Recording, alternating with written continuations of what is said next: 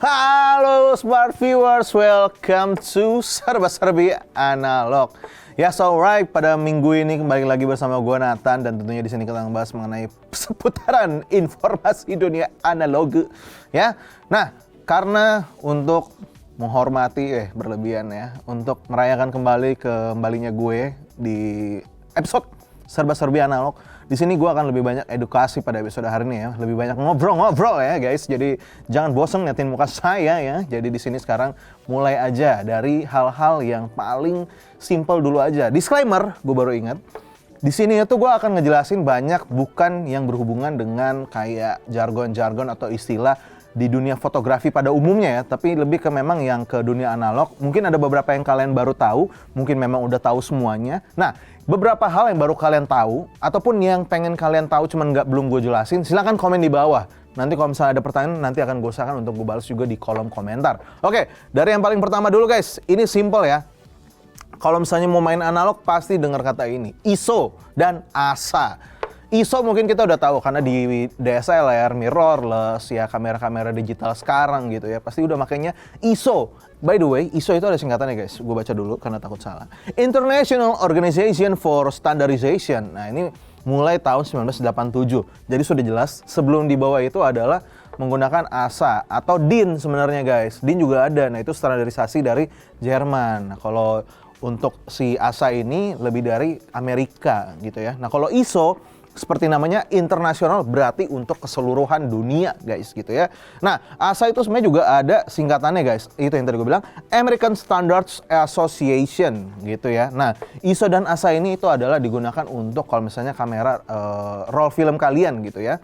Nah si roll itu kan beda-beda ASA-nya, ada yang dari paling kecil tuh biasanya udah ada 50 itu ada, sampai yang paling gede juga mungkin ya 1.600, 3.200 untuk ASA itu juga ada guys. Cuman memang makin kalau misalnya di Indonesia, kalau misalnya kita mau beli di toko-toko online, paling itu rata-rata ya cuman sampai 800 gitu ya. 1.600 ada, cuman sulit, tapi semakin tinggi ASA-nya semakin mahal juga gitu. Malah juga kalau gue lihat-lihat sih semakin rare juga ya kalau mencari-cari gitu.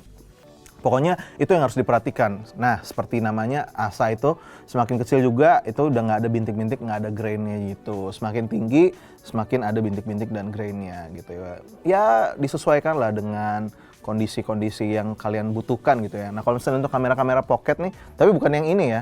Ada yang kamera pocket yang mungkin range harganya mungkin di bawah 500, itu rata-rata penggunaannya cuman ASA 200 atau 400. Kalau misalnya kalian memang menggunakan yang roll film lebih mahal, nah itu biasanya bisa dibilang tuh kalau di dunia komputer ya kayak bottleneck gitu loh. Kayak nggak akan berasa bedanya karena kayak kadang roll bagus digunakan kamera yang budget, nah itu nggak akan keluar tuh roll film cantiknya gitu. Oke, nah berikutnya film. Nah ini buat teman-teman apalagi yang mungkin nggak main di dunia analog gitu ya. Film kalian mikirnya kayak movie, film layar lebar gitu kan. Nggak guys, film itu adalah roll film ya, sama kayak ini ya gitu. Ini kan contohnya yang tadi nih, ASA-nya ada 400 gitu kan. Nah, roll film tuh kayak gini guys bungkusnya. Nah, film ini kalau misalnya menurut istilah ya, ini mengacu pada lembaran digunakan sebagai alat sekaligus wadah merekam gambar gitu ya. Itu yang harus diperhatikan. Jadi film, roll film gitu ya. Ada di dalam kanister yaitu yang ya kayak bungkusannya gitu yang di dalam yang kayak bentuk kaleng gitu. Itu namanya kanister juga guys. Nah, itu hal-hal yang perlu kalian pahami gitu ya. Film loh, jangan lupa. Nah, yang berikutnya, film ini dibagi macam-macam guys. Ada kalau misalnya paling ini deh, contoh yang ini 135 mm atau 35 mm gitu. Nah, kenapa disebutnya 35 mm? Karena lebarnya itu selebar 35 mm gitu guys ya. Ini lebar 35, jadi yang kecil yang kayak biasa umumnya kayak untuk DSLR, rangefinder ataupun di kamera pocket itu biasanya gunain kamera-kamera kayak gini gitu. Nah, ada yang roll film 120 gitu. Nah 120 itu adalah medium format gitu guys. Gua nggak ada contoh di sini. Biasanya kayak TLR itu juga pakainya yang 120 gitu. Itu memiliki lebar 60 mm guys gitu. Jadinya mohon dibedakan gitu ya, tergantung kamera apa. Kalian kalau misalnya nanti searching di internet mau beli kamera apa, harus lihat dulu roll filmnya juga menggunakan apa. Medium format which is dari 35 ke 65 mm itu artinya gambarnya itu crispy-nya, wah, crispy-nya itu akan makin keluar, makin detail, makin tajam kelihatan, semuanya makin mahal juga guys gitu ya. Untuk misalnya ASA 200 di 35 sama ASA 200 di 120, wah itu lumayan ya, harganya agak berkali-kali lipat gitu ya. Nah, ada lagi yang di atas itu guys ya, namanya large format, which is itu ukurannya 4x5 gitu guys ya. Nah, di sini large format itu kayak bisa dibilang ya beda tentunya ya. Di sini keuntungannya adalah memiliki resolusi jauh lebih besar lagi gitu. Sama kayak kalau misalnya di kamera digital gitu ya kan, ada APS-C, terus ada full frame gitu. Terus di bawah APS-C ada CMOS, ada lagi itu makin kecil lagi. Jadi ya kurang lebih kalau mau digambarkan seperti itu guys ya, kalau misalnya buat teman-teman. Nah, ada juga film 110. Nah, ini mungkin yang nggak banyak orang temukan begitu ya. Sama kayak 4x5 itu jarang sih gue lihat di teman-teman menggunakan gitu. Pasti selain harga roll filmnya, tapi kameranya juga pasti mahal gitu kan. Nah, untuk 110 ini lebih ke kamera lucu-lucuan gitu, kalau menurut gue gitu ya. Karena 110 itu lebih kecil lagi daripada 35 mm, tetapi guys, ada tetapinya. Itu dia kameranya unik banget. Biasanya kamera-kamera yang digunakan spy. Nah, nanti ada contoh gambarnya gue kasih tunjuk gitu ya. Nah, dia tuh kayak bentuknya lonjong gitu, terus ngejepretnya pun kayak lucu lah gitu. Adalah nanti fotonya di sini-sini nanti ya keluar tiba-tiba gitu. Nah, berikutnya itu udah ya yang dunia-dunia roll perfilman. Nah, di sini ada film winder gitu ya. Nah, film winder itu yang mana? Kan kalau misalnya ada orang sebut kokang analog guys gitu. Kalau winder ya itu bahasa Inggrisnya. Film winder ini kalau misalnya bahasanya gini ya. Ini adalah alat dalam bodi kamera analog berfungsi untuk memutar roll, mengeluarkan film satu frame dalam sekali waktu. Ya ini, contohnya tuh yang ini. Jadi ini film winder nih, ini kokang, jepret gitu. Nah, kalau yang kayak gini biasanya kagak aneh nih. Ini yang digital punya. Berarti kalau sekali nembak dia kan langsung kayak cekit gitu. Akan langsung ganti rollnya. Kalau yang bentuknya masih manual, ya kayak kamera SLR gitu lah ya. Pasti pada umumnya SLR kayak gitu. Rangefinder juga. Kalau yang di pocket tuh biasanya masih digital. SLR juga ada sih yang digital. Kayak yang model-model Canon yang baru-baru gitu kan. Tapi yang kayak gini masih kokang nih guys gitu. Nah, ini adalah film winder, itu kokang dia. Nah, kamera film winder kokang ya cuma ada di analog, itulah mengapa mungkin buat teman-teman yang pengguna digital sekarang masih belum tahu gitu ya. Nah, berikutnya light meter guys. Nah, ini ada sebenarnya di digital, tapi kayak udah auto gitu loh, karena keluar semua tulisannya di dalam layar kamera gitu kan.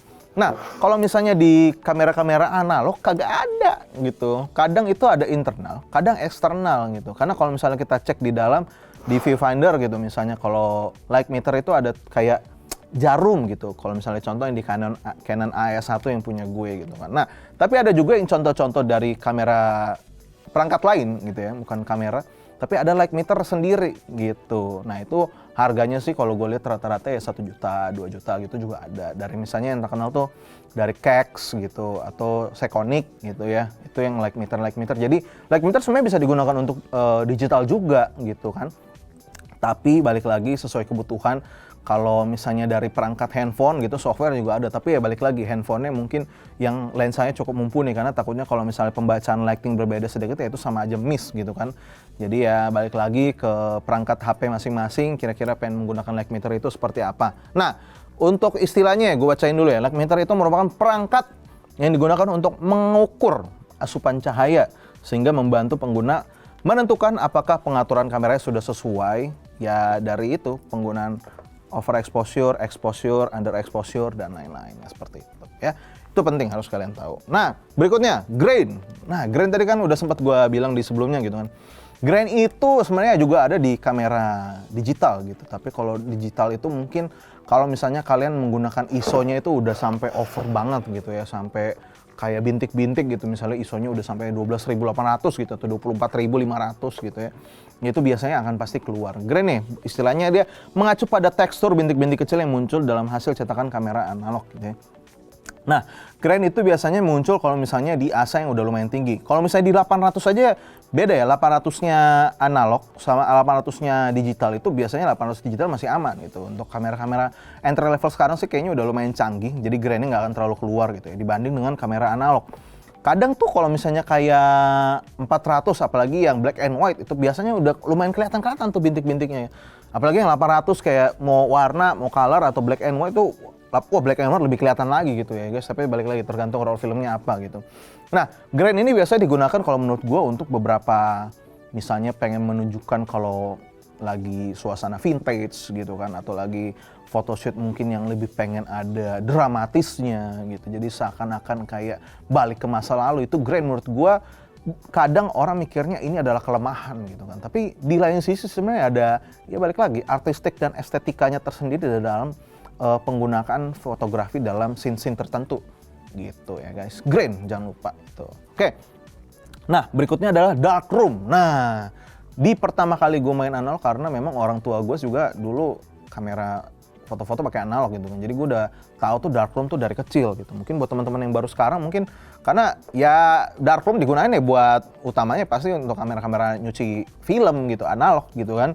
Kalau digital ya mana pakai gitu. Nah, darkroom ini ruangan yang sengaja dibuat kedap cahaya dan digunakan untuk mengembangkan, memproses, mencetak dari roll film atau lembaran film gitu. Nah ini darkroom tuh biasanya kalau misalnya kalian lihat tuh di film-film gitu ya, apalagi lagi motret-motret itu biasanya ada kayak cahaya-cahaya dikit itu biasanya warna-warna merah gitu.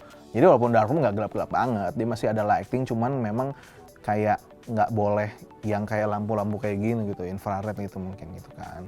Paling deket kayaknya film penyalin cahaya tuh pasti kayaknya ada deh kalau nggak salah di filmnya, gue lupa sih gitu. Nah itu tadi kan darkroom. Nah sekarang kita masuk ke yang paling simple-simple dulu aja. Nih, ini SLR. Bedakan dengan DSLR. Ini adalah penerusnya. Ini adalah pendahulunya SLR, single lens reflex gitu ya. Kalau sekarang kan ada D-nya, digital single lens reflex gitu. Itu disebabkan karena memang di dalamnya itu di sini cuman ada satu mirror. Makanya ada reflex itu karena ada mirror dan ada satu lensa gitu ya. Jadi ada satu lagi, minggu lalu Hermanto baru aja unboxing TLR gitu ya dari Mihocam. TLR itu singkatan dari Twin Lens Reflex. Jadi di situ ada dua guys, satu buat untuk viewfindernya, maksudnya satu untuk ngelihatnya gitu, fokusnya. Nah satu lensanya itu untuk yang mengcapture. Nah itu yang harus kalian pahami, SLR dan TLR. Kalau di sekarang sih TLR kayaknya ya yang mahal-mahal tuh pasti ada tuh kayak Hasselblad, itu pasti TLR masih ada zaman sekarang gitu. Cuman masih minim, balik lagi ya, itu lebih ke memang udah bukan film, apa ya, fotografer entusias banget gitu ya, yang memang sangat pengen mencari esensinya dari foto-foto menggunakan twin lens reflex gitu ya. Biasanya twin lens reflex tuh lensa-lensanya itu focal length-nya udah agak jauh tuh, maksudnya ngezoom gitu, misalnya di sekitaran 85 gitu atau mungkin 95 ya kalau nggak salah, 85 sih rata-rata yang gua tahu gitu, di atas 50 lah gitu, karena biasanya memang mereka pengen ngambilnya tuh udah lebih tajam lagi gitu ya hasil potretnya, apalagi untuk F-nya itu dia udah gede banget gitu, misalnya 1,8 atau ada tuh yang 0,9, pasti mahalnya gitu. Nah itu dia ya. Nah ini terakhir nih guys, ini ada kebakar nih. Kebakar apa tuh bro? Gitu. Nah ini orang tuh pikirnya kayak misalnya sama kayak gini ya, mungkin kalau di dunia videografi biasa gitu, bocor gitu ya. Bocor tuh kayak orang mikirnya netes kali ya. Apa nih, ada air, ada banjir gitu kan. Bocor gitu. Beda ya, itu bocor tuh kayak misalnya ada yang masuk in frame tiba-tiba tidak disengaja. Sama kayak di sini, kebakar guys, kebakar, filmnya kebakar. Nggak kebakar, nggak ada yang menciptakan api guys. Nah kebakar itu jadinya roll film kan, ya bentuknya kalian tahu lah, ada foto nanti tiba-tiba gitu ya. Nah kebakar itu kalau misalnya filmnya tuh ke-expose tapi tidak dipakai untuk motret, itu kebakar. Jadi kayak misalnya kayak gini nih, tiba-tiba gue buka cekit gitu kan, di belakangnya tuh roll filmnya tuh belum masih selesai kepake tuh sampai 36 atau 24. Nah itu kebakar guys gitu, nggak sengaja kebuka tiba-tiba, karena kan film itu sangat sensitif dengan cahaya gitu guys. Jadi kalau misalnya ada yang misalnya di sini nggak rapat dikit nih, nah itu leaking kan, jadi kayak bocor gitu, ada cahaya bisa masuk gitu. Nah itu bisa kebakar guys. Jadi kadang beberapa ada hasil foto itu nggak sempurna, kayak misalnya ada merah-merah, ada putih gitu. Nah, itu kebakar guys. Ya, jadi tahu ya, kadang tuh kadang tuh film itu memang bisa kebakar dalam arti hasil fotonya itu kena expose cahaya, nggak harus matahari, cahaya-cahaya buatan kayak gini itu yang akhirnya membuat filmnya jadi ngeblank gitu biasanya, atau ya bocor-bocor gitu lah dikit. Nah, ya kurang lebih kayak gitu guys, yang kalau misalnya terakhir sih gue bilang, ya kayak cuci film itu bukan dicuci beneran ya gitu, itu cuci film tuh maksudnya kayak tadi dibawa ke dark room itu karena untuk di develop gitu roll filmnya untuk dijadikan hasil foto yang akhirnya kalian bisa pegang, genggam, dan nikmati seumur hidup. Kurang lebih gitu guys. Nah, kalau misalnya tadi udah gue bilang, kalau misalnya ada yang kurang jelas, silahkan komen di bawah. Kalau misalnya ada pertanyaan-pertanyaan yang pengen kalian gue jawab, mungkin tadi tidak tersampaikan juga, silahkan komen di bawah, nanti akan gue reply. Buat Smart Viewers, nanti minggu depan kita akan kembali lagi. Silahkan komen juga lagi di bawah, kira-kira harus bahas apa. Jangan lupa like, komen, subscribe, nyalakan loncengnya juga ya, kurang lebih seperti itu. Udah lama nggak balik ke analog, jadi agak belibet ya buat closing kayak gini, nganter-nganter kayak YouTuber. Alright guys, sampai jumpa di episode selanjutnya. Bye-bye.